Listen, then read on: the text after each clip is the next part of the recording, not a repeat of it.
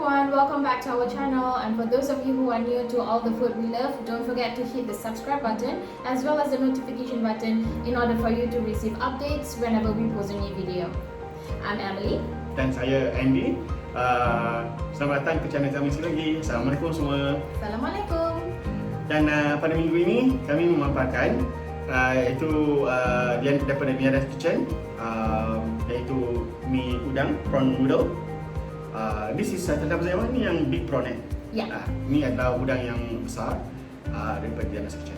Yeah, so this week we have prawn noodle from Deanna's Kitchen, and these are the big prawn bowls. So let's dig in.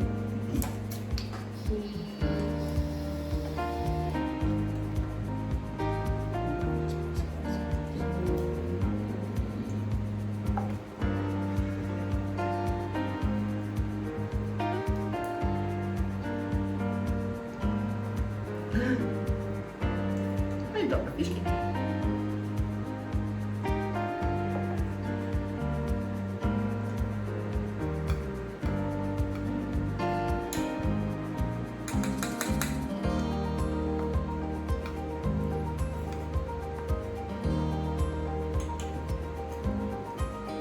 Jom makan semua.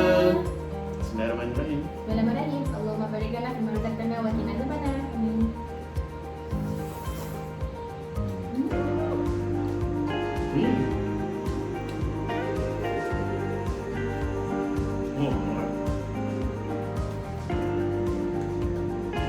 Ada punya udang dia betul-betul rasa.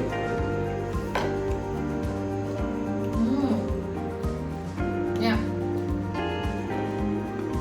I think the broth is made out of prawn Udang. cakes, Yeah. right? And the prawn skins and stuff like that. And Very thick. and I think in here we have tauge. Tauge is bean sprouts, as well as kangkong. Kangkong is morning glory. And then we have fish cakes. Ya, dia ada fish cake, dia ada kangkong, dia ada begitu juga dengan saya rasa ini adalah bawang digoreng, bawang digoreng.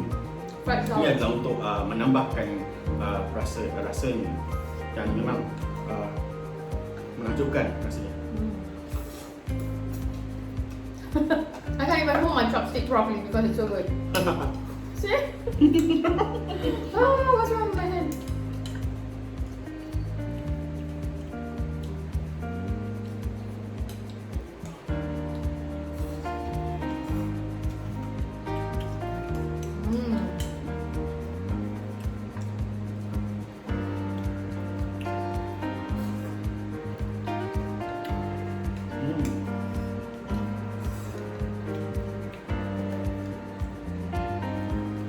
And if you like, you can also have when they deliver, they will also have this chili padi in soy sauce, right? So I'm gonna try with the chili padi. Bismillah.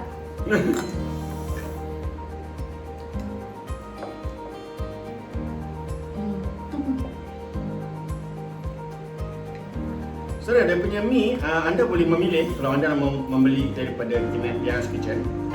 Anda boleh memilih mi-nya, iaitu mi bihun yang seperti kami beli ni. Satu dah saya, ada satu mi ikan laksa dah saya. And they have bihun, they have laksa, they have yellow meat. Yellow meat, ya.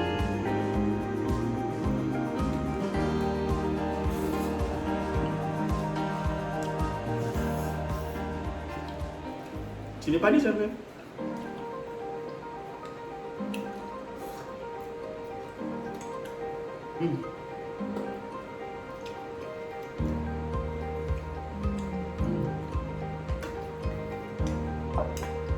Cili padi dah pedas. I think this is the third time that we had this, right? Ayam tu. I think this is the third time. Tapi kali yang pertama dan kali kedua kita dapat udang yang biasa. And we had it there. Masa-masa waktu tu adalah sebelum COVID-19 lah.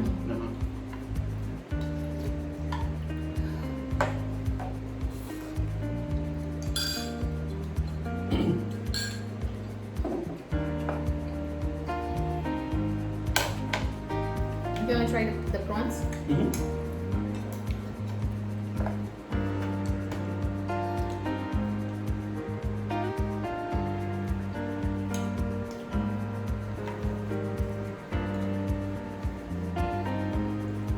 I suggest that you give this a try. I'm sure you're gonna say, Masya Allah.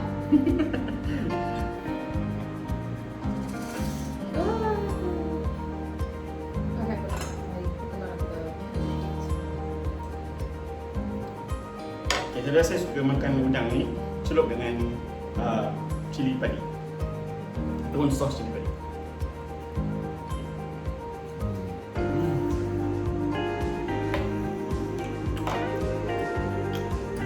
Baru betul, Masya Allah. Kalau udang dia betul fresh kan. Daripada kulitnya saja, saudara boleh nampak kan, the freshness of the udang menyala, sebab warna dia betul-betul merah.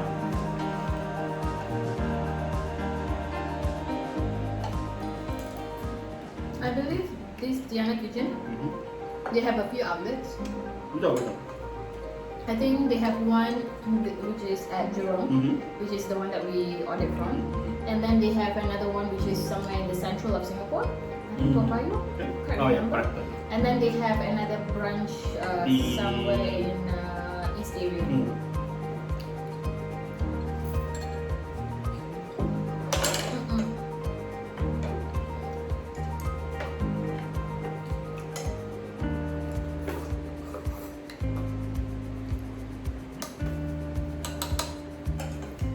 Oh. Should I start the story? Sure, go ahead. Baik, pada minggu ni saya akan memulakan dahulu cerita yang di mana agak menyeramkan pada minggu ini. Kali ini, minggu ni kami akan memaparkan atau menceritakan masih panas saudara. Iaitu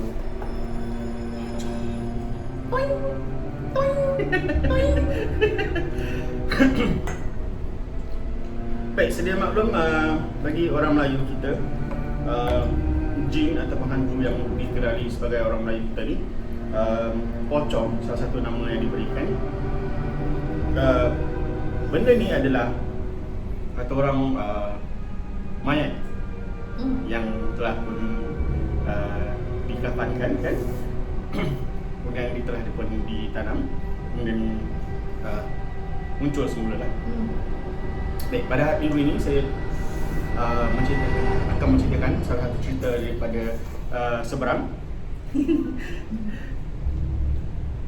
Baik, beliau dapat berita yang kakaknya telah mendapati ataupun menemu kecelakaan jalan raya lah. Okey, beliau kakaknya, tidak.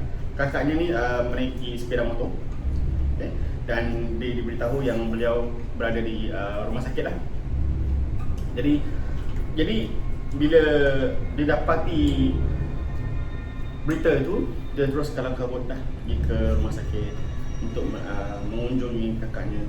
Dan didapati kakaknya telah pun diberi apa kata orang tu, berdasar telah dibedah lah ataupun telah di casting kan, yang kakinya hanya, nasib baiklah kakinya hanya patah, tidak lebih daripada itu. Tetapi oleh kerana kakinya patah tu, jadi doktor harus. Sorry to interrupt, but who of you guys actually eat the prawn meat? Saya tak makan dia. I only suck it. Baik, jadi bila beliau mengunjungi kakaknya, pada waktu itu sudah pun menunjukkan jam 5 petang lah. Jadi beliau dah dapat melihat kakaknya di katil ataupun dirancang berehat setelah di casting ataupun dah dibalut oleh doktor. Beliau pun dah tidur kemudiannya kerana kepenatan bersekolah kan. Jadi beliau ni dia She's still in school. ya, tapi dia sudah agak dewasa lah, bukan yang bawah kan. Sebab dia pun boleh membawa motosikal. Oh. This is Untuk Singapore? No, di seberang tapak. Oh.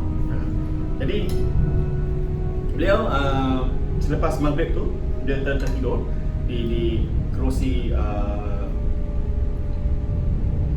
hospital tu kerana menemani kakak dia lah kan. Jadi dia terbayang ataupun dia dimimpikan semasa dia tertidur tu, dia bermimpi ada sesuatu benda putih yang agak jauh pada waktu itu di dalam rumah itu, tapi dia bermimpi yang ada seperti benda putih daripada jauh. Kemudian makin dekat ke wajahnya. Bila makin dekat tu baru dia menunjukkan yang muka dia tu bodoh. Dan hidungnya tu dia ditutupi dengan kapas. Dan mukanya, minta maaf kalau takut, tapi yang amat mengerikan dan macam bonyok dan berdarah dan sebagainya. So it's exactly like a deceased person. Ya, betul. Dan dia betul-betul macam pocong lah. Dia ikat, cuma nampakkan mukanya tu saja, yang di mana hidungnya ditutup dengan kapas dan sebagainya. Tapi mukanya tu berdarah-darah dan seperti bonyok dan amat mengerikan lah. Jadi beliau pun terkejut dan terbangun pada waktu itu. Dan dia melihat di jam dinding tepat pada jam 11 malam. Dan keesokan harinya beliau dapat tahu yang kakaknya dapat dikeluarkan lah. Maksud saya bukan keesokan harinya, beberapa hari kemudian dia dapat tahu yang kakak itu dapat dikeluarkan oleh pihak hospital dan pulang ke rumah. Tetapi di dalam cerita ini sebenarnya kakaknya tinggal bersama pamannya ataupun pakciknya. Kerana yalah, mungkin kerja di daerah kakaknya itu berdekatan dengan pakciknya. Jadi dia tinggal bersama kakak dengan pakciknya. Dan di situ dia pulang ke rumah pakciknya lah. Baik. Dalam pada sebelum beliau pulang ke rumah, pakciknya tu pergi mengambil kursi roda. Pakcik ini dia meminjam lah. Dia meminjam mungkin pada rakan ke atau siapa kan, itu dia tak diberitahu lah. Jadi dia pinjam oleh dan untuk membawa kakaknya tu pulang dan menggunakan kursi roda tersebut. Dan apabila pulang ke rumah, waktu itu sudah jam menunjukkan sekitar lewat maghrib lah. Sampai ke rumah. Pasal mereka agak jauh kan, mau berang. Apabila sampai di rumah, diletakkan kakaknya tu di tempat tidur beliau. Dan dia pun letaklah kerusi di belakang rumah. Dan apabila dia letakkan kerusi di belakang rumah tu, yalah dah lepas maghrib kan, dia agak malam kan. Jadi kemudian tu dia pun lepas letak kerusi di belakang tu agak menyedihkan lah. Pasal rumah mereka memang tidak ada lampu yang boleh menyinari di halaman belakang dan sebagainya. Dan dia terus masuk ke bilik kakaknya dan tidurlah. Mau tidur bersama kakaknya. Sudah ada malam kan. Jadi apabila waktu jam 8-9 tak salah saya, dia dengar di daerah belakang rumahnya tu ada bunyi duk. Jadi dia terfikir, ni bunyi apa ini? Dia terfikir, ni bunyi apa ya? Jadi dia terus mau keluar ke kamar. Jadi bila dia nak keluar ke bilik tu, kamar itu, di depan biliknya tu ada pakciknya di situ. Kerana pakciknya ingin bertanyakan pada si pencerita ni lah. Is namanya. Dengar tak bunyi tu? Dengar pakcik, dengar. Baiklah, kalau itu marilah sama-sama ikut saya untuk macam investigate lah, mencari benda tu bunyi apa. Jadi mereka berdua pergi ke belakang. Mau tahu apa tak? Bila diorang sampai ke belakang, mereka melihat kerusi roda tu ada sesosok bujur pocong sedang duduk dekat kerusi tolak kerusi tu, kerusi roda tu. Dia nak duduk buat apa? I mean like, it's not like as if we can roll itself right because the hand is being... Baik, jadi oleh kerana ketakutan, si pencerita ni, si Yis ni masuk balik ke rumah. Pamannya ni, pakciknya ni terus lari ke rumah seorang ustaz untuk minta pertolongan. Dan apabila mereka pulang ke rumah, ustaz tu memberi pertolongan, membacakan ayat, sepotong ayat dan sebagainya, dan dapat menghalalkan pocong tersebutlah. Baik, kenapa pocong itu duduk di kerusi roda? Because it was where it sat before it died. Okey, betul. Sebenarnya pakciknya juga tidak tahu yang kerusi roda ini yang dipinjam oleh temannya juga adalah bekas seseorang yang tidak boleh yang harus duduk di kerusi roda tetapi menemui ajal maut di perjalanan. Semasa beliau duduk di kerusi roda tersebut. Jadi bila kerusi roda itu telah diperbaiki pulih, kemudian digunakan semula oleh pakcik beliau, tanpa dia mengetahui lah yang kisah di belakang kisah cerita kerusi roda ni lah. Dan benda tu ada di situ. Dan alhamdulillah ustaz tu dapat menolong dan menghalau pocong tersebut. Dan selepas itu tidak ada apa-apa lagi lah yang mengganggu mereka lah.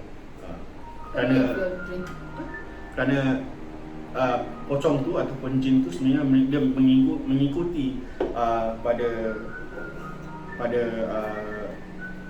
kerusi roda tersebut sebenarnya. Okay, so everybody, how does a pocong looks like? Right, so this is maybe for non-Malay viewers. You might not know how a pocong would look like because it's very much of it's very near to Malay myths, right? I would say because this particular ghost, it usually will appear in a form of a Malay dead person. When a Malay person passed away, it's wrapped, the dead body, it's wrapped in a white cloth.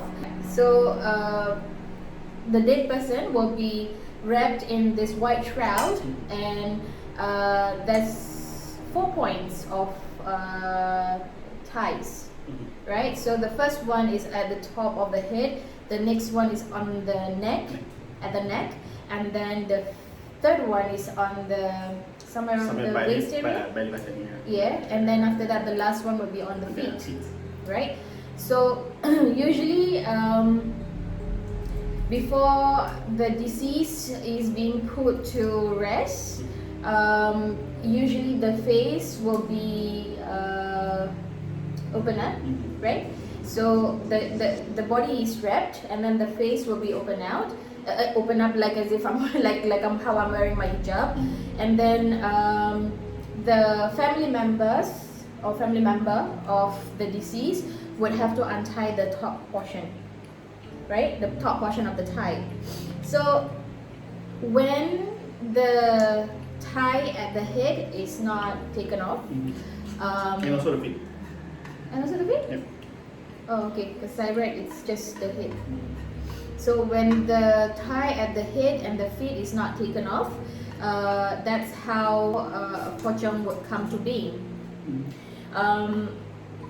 Sometimes it's associated with bomo, like people who practice black magic.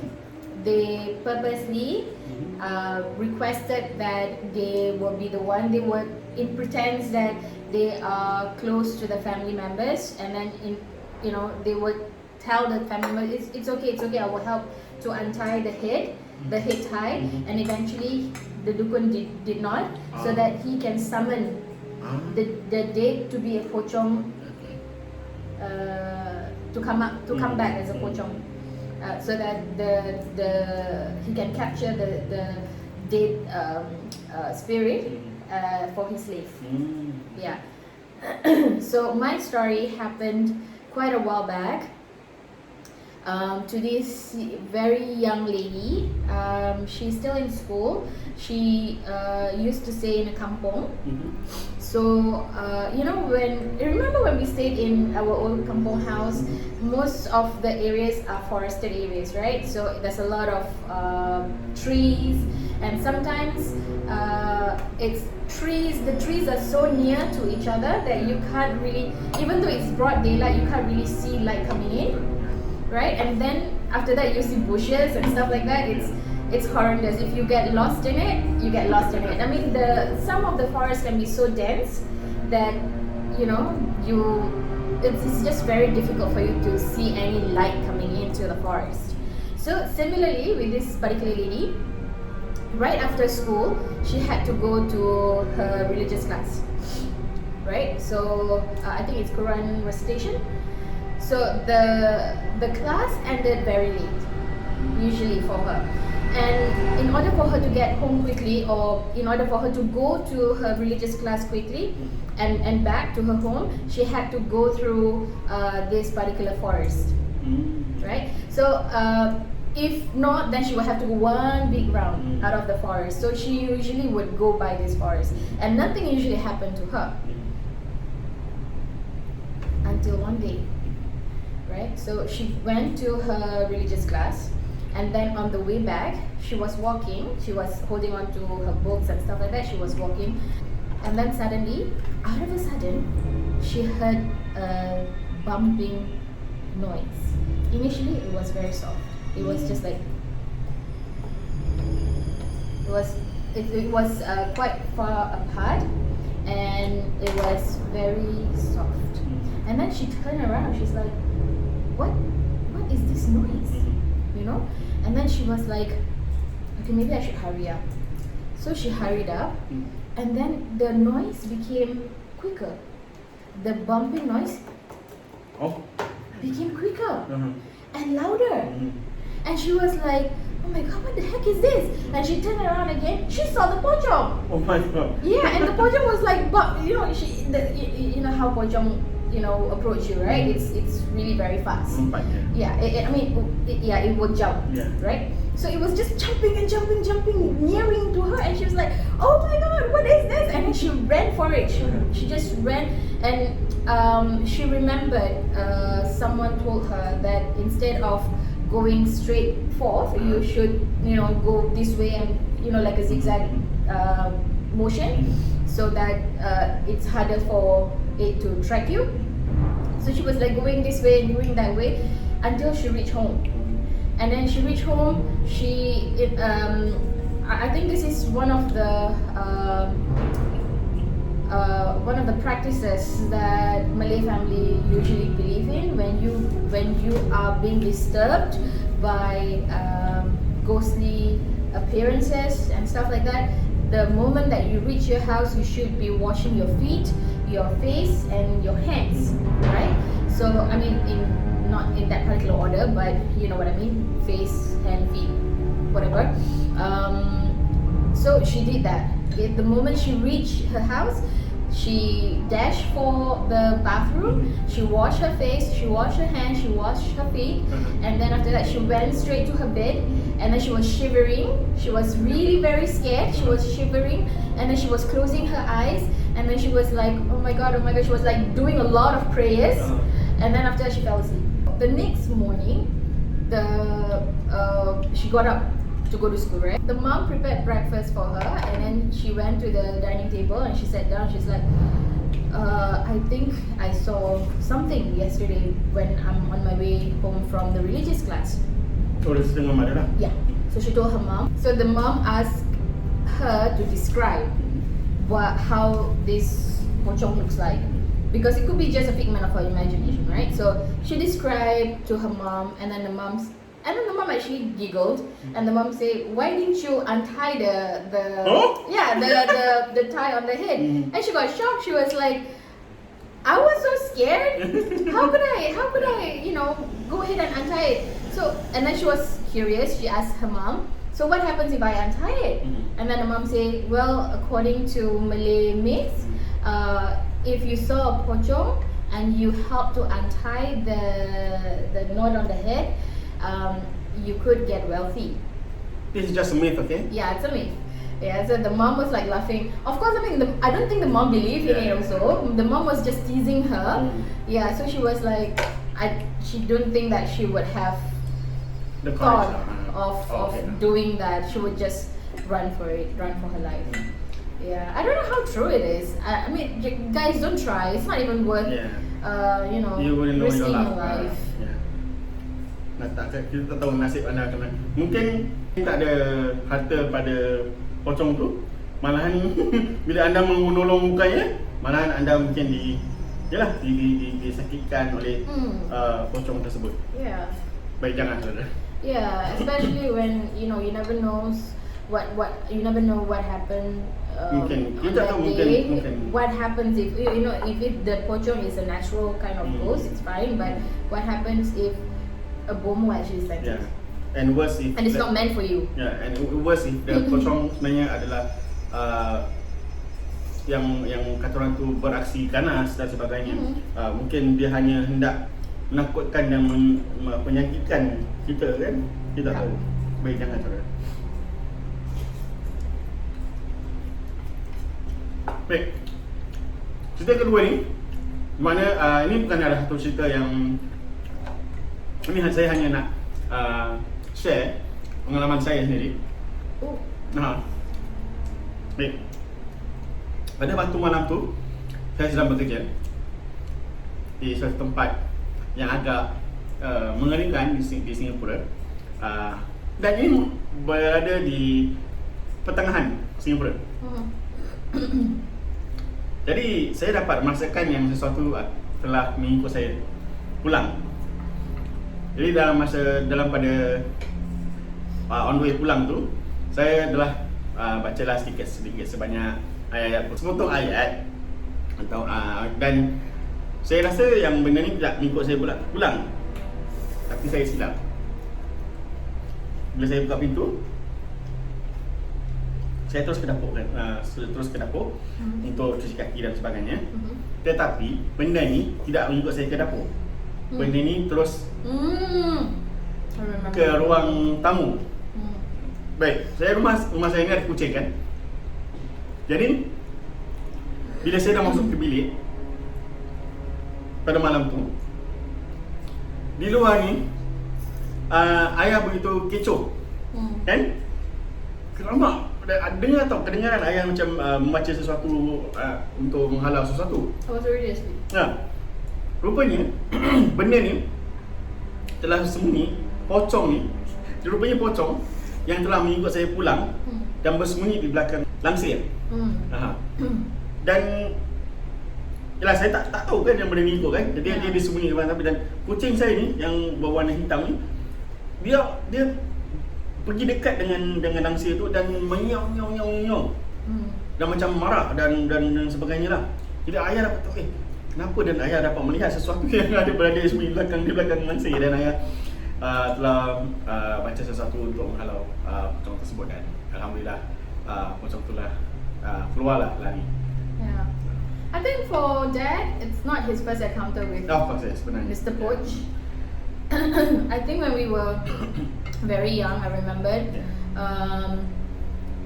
I think we were staying over. We weren't staying over. I think Dad was late. Yep. Because he was a taxi driver before, our dad. So, sorry.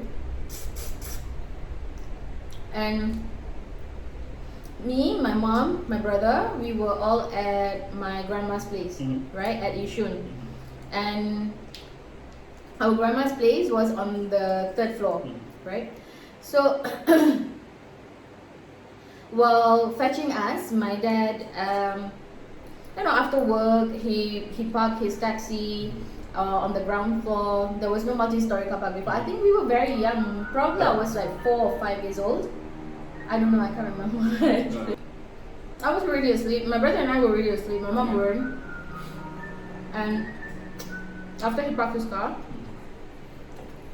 he walked up the stairs to the second floor and eventually to the third floor. And then when he was about to turn on the corner towards the corridor, a Pochong appeared. And then they bump into each other. I'm like, when you were young, when you hear this kind of story, it's an extraordinary story. Betul. You know, I would have fainted. Not even, I can't even, I don't know, I probably soiled my pants, pee, and everything else, puke, and then after I fainted, I think I would do all that if I were ever to have that kind of encounter. But my dad is super steady lah. So he rushed to my grandma's place. He ran to my grandma's place and knocked on the door, and the door opened. And then Mr. Poch followed suit, right? And then the next thing he knew, the both of us were crying.